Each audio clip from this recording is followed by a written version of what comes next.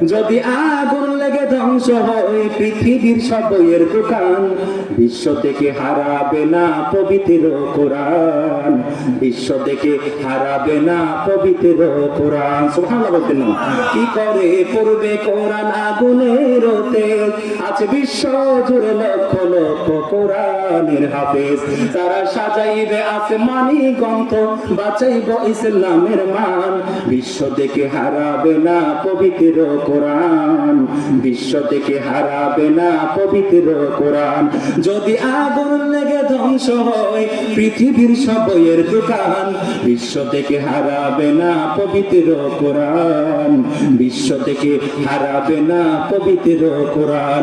পাকিস্তানের সামরিক শাসক মরে বিমান দুর্ঘটনায়, বিমান পড়ে ছাই হইল কোরআন পড়ে নাই। আল্লাহু আকবার বলেন। পাকিস্তানের সামরিক শাসক মরে বিমান দুর্ঘটনায়, বিমান পড়ে ছাই হইল কোরআন পড়ে নাই। ওরে যেমন কোরআন তেমনই আছে, একটি পাতাও হয় না মান, বিশ্ব থেকে হারাবে না পবিত্র কোরআন, বিশ্ব থেকে হারাবে না পবিত্র কোরআন। যদি আগুন লেগে ধ্বংস হয় পৃথিবীর সব বইয়ের দোকান, বিশ্ব থেকে হারাবে না পবিত্র কোরআন। ঠিক কিনা বলেন ভাইরা?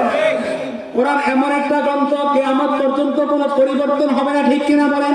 আল্লাহ পরিবর্তন হয়ে গেছে, জাবুর পরিবর্তন হয়ে গেছে, ইনজিল পরিবর্তন হয়ে গেছে।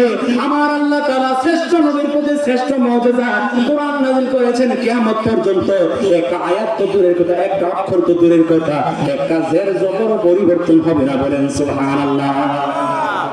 কেমন নবীর উম্মত, যে নবীর প্রতি আল্লাহ কোরআন নাযিল করেছেন,